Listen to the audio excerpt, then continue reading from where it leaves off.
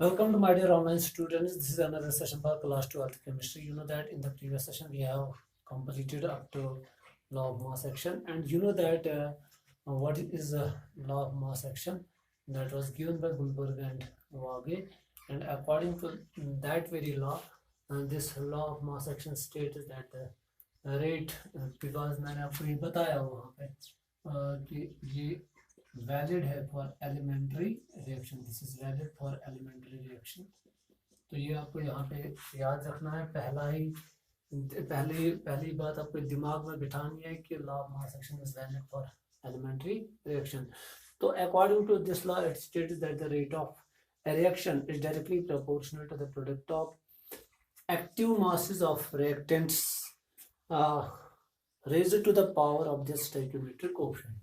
तो ये उसने समझाया था कि सपोज अगर मैं यहाँ पे एक रिएक्शन लूंगा, suppose alpha A plus beta B gives gamma C, एक रिएक्शन है। तो according to law of mass action के जो रेट ऑफ रिएक्शन है इसके लिए वो किसके बराबर है, रेट ऑफ रिएक्शन जो है इसका is directly proportional to the active masses of reactants, to the active masses of reactants, क्योंकि यहाँ पे रिएक्टेंट दो है तो to the is directly proportional to the product of the active masses of the reactants raised to power their stoichiometric coefficients. Suppose active mass है यहाँ पे ए। अब फिर मैंने आपको समझा था कि जो एक्टिव मास होता है वो किसके बराबर होता है, शाबाश, वो activity coefficient that is equal to the product of activity coefficient and molar concentration. अगर मिसाल के तौर पर एक्टिविटी कोएफिशिएंट नहीं दिया गया होगा तो फिर हम डायरेक्टली क्या मान के चलते हैं, is directly proportional to their molar concentration raised to power their stoichiometric coefficient. तो ये आपको याद रखना है कि एक्टिव मास का हम इस्तेमाल करते हैं जब एक्टिविटी कोएफिशिएंट दिया होता है, अल्फा शाबाश B beta. This is called शाबाश लॉ ऑफ मास एक्शन, या इसको हम क्या बोलते हैं, रेट फॉर क्या, शाबाश, rate expression for elementary reaction. तो ये मैंने वहाँ पे बात की थी, फिर मैंने आपको ये यहाँ पे समझाया भी था कि अगर हमारे पास सपोज एक जिसको हम क्या बोलते हैं रिवर्सिबल रिएक्शन होगी हमारे पास, तो उस टाइम हम क्या कर सकते हैं। सपोज मैंने आपको यहाँ पे समझाया था कि अगर मैं यहाँ पे लूँगा ए प्लस शाबाश ए गैस प्लस 2b गैस, शायद मैंने यही रिएक्शन ली थी, गिव शाबाश सी गैस। ये एक रिएक्शन है। अगर हम इसका क्या देखेंगे शाबाश, इसका जो रेट वो किसके बराबर होगा, ये के F rate constant for forward reaction के बी, क्योंकि जब हम इसी रेट को लिखते हैं तो इस तरह हम लिखते हैं rate of reaction is equal to K शाबाश A alpha B beta. This is law of mass action for this elementary reaction. This is elementary reaction here.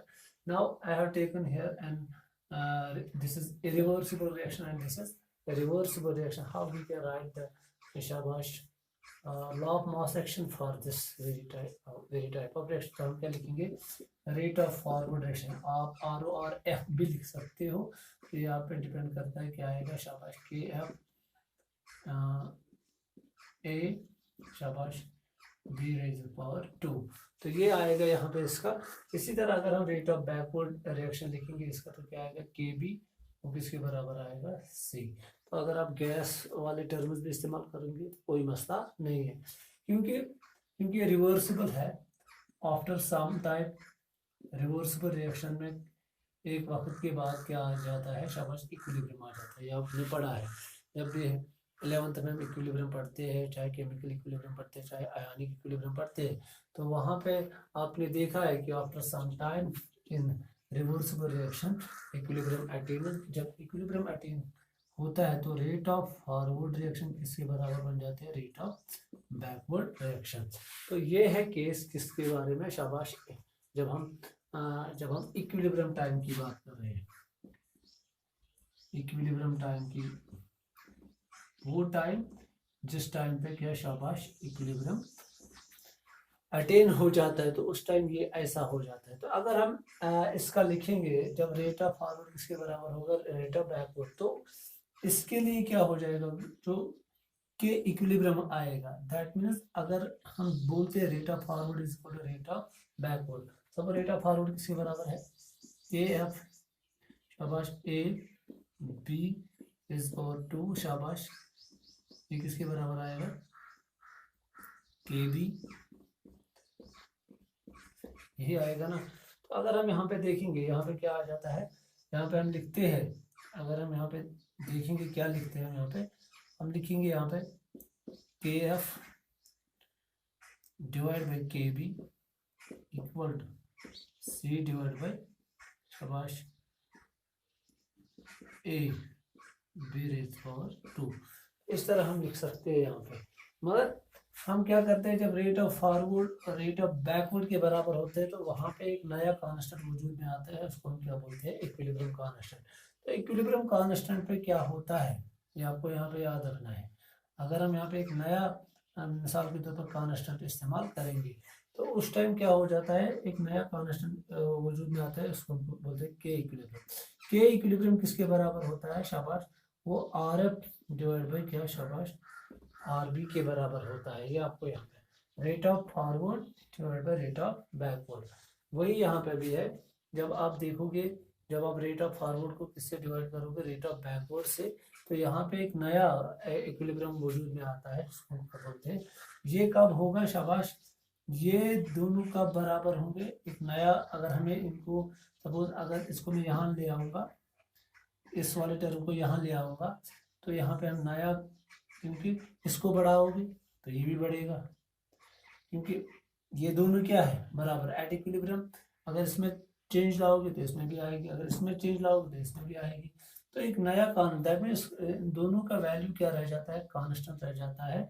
तो इसीलिए एक नया कांस्टेंट लगाया जाता है, इसको हम क्या बोलते हैं, कि equilibrium constant, rate of forward divide by rate of backward. ये आपको याद रखना है। फॉर रिवर्सिबल रिएक्शन जो इक्विलिब्रियम आता है वहाँ पे क्या आता है, शाबाश, वहाँ पे हम क्या बोलते हैं, rate of forward divide by rate of backward. तो ये आपको यहाँ पे याद रखना है।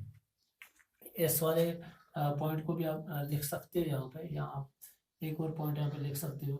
सपोज कि आप इसको यहाँ ले आओ, तो यहाँ पे एक नया कांस्टेंट इस्तेमाल हम करते हैं, इक्विलिब्रियम कांस्टेंट हम इस्तेमाल करते हैं, वही किसके बराबर होता है, के ई क्यू। और वही उनके ऊपर आर एफ है, नीचे क्या है, आर बी है। तो यही हम इस्तेमाल यहाँ पे करते हैं, उसी के बदले हम नया कांस्टेंट इस्तेमाल। और ये वाली इक्वेशन भी हमें काम आती है। यहाँ पे मैं फिर से समझाऊंगा।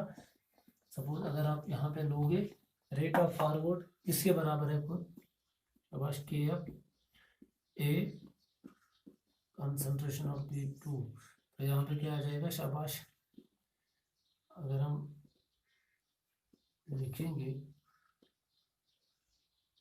पहले लिखेंगे यहाँ पे के बी सी, तो हम क्या करते हैं, हम इसको यहाँ ले आते हैं। जब इसको यहाँ ले आते हैं तो ये क्या बन जाएगा, इसके बदले हम क्या फिर लिखते हैं यहाँ पे ये कब हो जाता है कि इक्विलिब्रियम पे, तो क्या आ जाएगा, शाबाश, के बैकवर्ड सी, ये हम लिख सकते हैं। तो ये जो है ये खुद किसके बराबर है, शाबाश, ये खुद आर एफ के बराबर है, ये खुद किसके बराबर है, आर बी के बराबर। तो एट इक्विलिब्रियम जो नया कांस्टेंट वजूद में आता है, तो उस टाइम हम क्या लिखते हैं, शाबाश, K equilibrium equal to R F divide by R B. ये आपको यहाँ पे याद रखना है। मगर आपको ये भी याद रखना है, इक्विलिब्रियम अटेन होने से पहले, अगर अभी इक्विलिब्रियम अटेन नहीं हुआ तो नेट रिएक्शन क्या होगी, जो इसी रिएक्शन की जो नेट रिएक्शन होनी चाहिए वो क्या होगी। जब हम कहेंगे क्या, शाबाश, जिसको हम क्या बोलते हैं, before reaching equilibrium, before attaining equilibrium, equilibrium attain करने से पहले जो नेट रिएक्शन होगी इस रिएक्शन की, वो किसके बराबर होगी, वो आपको यहाँ पे समझना है। आर नेट जिसको हम बोलते हैं, वो डिपेंड करता है कि जिस टाइम पे आपको बताया जाएगा कि अभी इक्विलिब्रियम अटेन नहीं हुआ है, तो आपको उस टाइम ये देखना है कि या तो क्वेश्चन में क्लू दिया होगा कि क्या डिसअपेरेंस हो रही है या अपेरेंस हो रही है, तो उसी हिसाब से आपको फिर जाना है। सपोज अगर ए की डिसअपियरेंस हो रही है यहाँ, बी की डिसअपियरेंस, तो दैट मीन्स जे यहाँ से यहाँ जा रहा है, तो उस टाइम आपको आर नेट किसके बराबर लिखनी है, शाबाश, R F minus R B. अब अगर क्या दिया होगा शाबाश वहां पे कि सी डिसअपियर हो रहा है, तो फिर आपको क्या लिखना है, क्योंकि सी डिसअपियर जब हो तो ये यहाँ से यहाँ जाएगी, तो आर नेट उस टाइम क्या हो जाएगी, शाबाश, R B minus R F. तो ये कंडीशन पे डिपेंड करता है कि क्या पूछा गया है किसमें, शाबाश, इस क्वेश्चन में कैसे दिया गया है कि आपको क्या करना है। अगर अगर अभी इक्विलिब्रियम अटेन नहीं हुआ है तो आपको और नेट रिएक्शन निकालनी है, तो net reaction of the overall reaction निकालनी है, तो उस टाइम क्या करना है आपको, rate forward minus rate backward, या rate backward minus rate forward. ये डिपेंड करता है कि रिएक्शन किस ओर जा रही है, उसी हिसाब से आपको करना है, क्योंकि आपको पता है इक्विलिब्रियम पे क्या होता है, इक्विलिब्रियम पे जो rate of change of concentration of reactant और प्रोडक्ट वो क्या होती है, वो कांस्टेंट होती है। At equilibrium rate of change of concentration of reactant and product is almost zero. हाँ, हम यही बोल सकते हैं कांस्टेंट है, क्योंकि जिस रेट से रिएक्टेंट घट रहे हैं उसी रेट से प्रोडक्ट बढ़ रहे हैं, तो जो चेंज है वो जीरो है, तो वही हमें यहाँ पे समझना है। सपोज अब अगर मैं क्वेश्चन आपको दूंगा, ये आपको यहाँ पे याद रखना है, मैं अब यहाँ पे एक क्वेश्चन दूंगा आपको, ताकि आपको समझ आएगा कि आप कैसे आर नेट निकाल सकते हो। सपोज मेरे पास एक क्वेश्चन है, 2A गैस प्लस, जिसको हम क्या कहते हैं, बी गैस, ये इक्विलिब्रियम रिएक्शन है, तो यहाँ पे क्या बन जाता है, शाबाश, सी गैस। सी गैस बन रहा है यहाँ पे, मगर ये ट्वाइस बन रहा है, ये एक रिएक्शन है। आपको क्या बताया जा रहा है कि आप rate of disappearance of C निकालो at in terms of K F and K B. Rate of क्या निकालनी है हमें, rate of disappearance of C in terms of K F and K C.